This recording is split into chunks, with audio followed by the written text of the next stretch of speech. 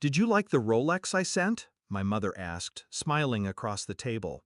The restaurant was full, laughter and clinking glasses around us, but her words cut through everything. I froze, looked around, confused. What Rolex? I asked. Her smile faltered, then vanished.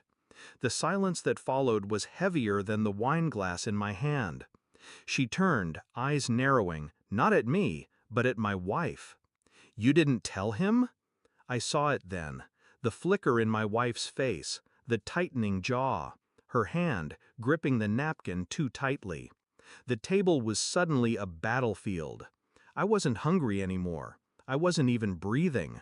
Something had been given to me, something had been taken away.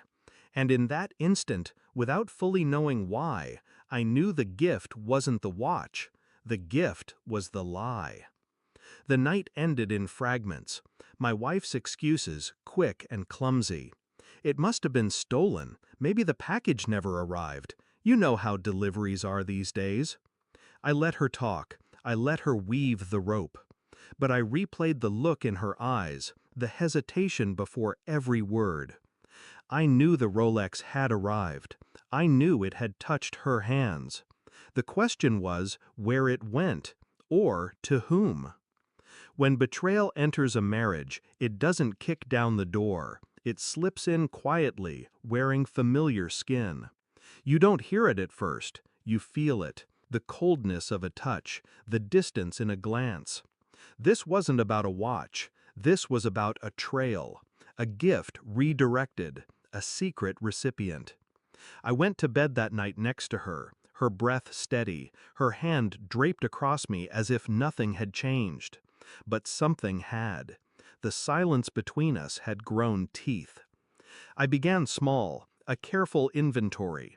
Receipts in her purse, strange charges, hotel bars, dinners in places we'd never been together. An Uber ride to an address I didn't recognize. Her phone was next. Locked, but not impenetrable. I'd watched her fingers long enough to know the pattern. Inside, the truth whispered. Hidden threads of conversations. A man's name tucked behind a fake contact. Messages full of heat and secrecy. And there it was, the Rolex, a picture, on his wrist. Captioned with her words, "Looks better on you." My stomach didn't drop. My pulse didn't race. Instead, I felt something colder, cleaner. I wasn't angry. Anger is noise. What I felt was silence. I ordered records, bank statements, call logs. I pieced her movements together like a detective with no badge, only motive. She thought she was careful. She thought I was blind. But blindness can be an advantage. They never see you watching when you act as though you can't. The proof came in waves. Phone records, hotel bookings under her maiden name, transactions split across accounts she thought I didn't know existed. And the picture that ended everything. Her in a hotel mirror, the Rolex on his wrist, his hand at her waist. I printed it, slipped it into an envelope, placed it on the table the next evening. She found it after dinner, her fingers trembling as she pulled the photograph free. Her face collapsed. Shock, fear, then pleading. "It's not what it looks like," she whispered. But it was. It always is. I didn't move, didn't shout. I simply said, "Tell me his name." Her silence was answer enough.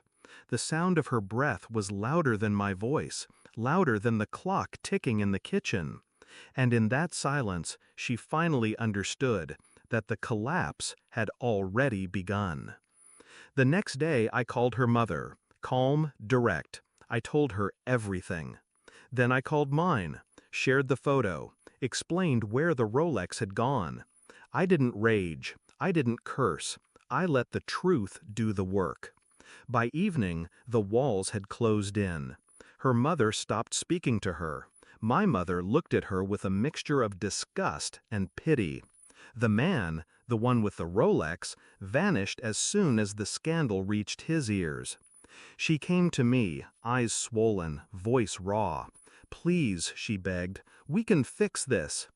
I watched her cry, watched the weight crush her, and I said nothing.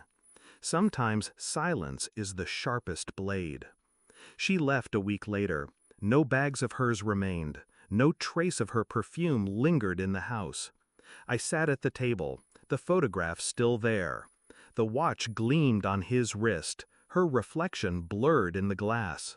It wasn't about the Rolex anymore. It was about the exchange, what she gave away, what she thought I'd never see. Betrayal doesn't just end love, it rewrites it. It teaches you that devotion can be counterfeit. And sometimes the people closest to you are only waiting for the right buyer. I didn't hate her. I didn't love her. I simply understood her.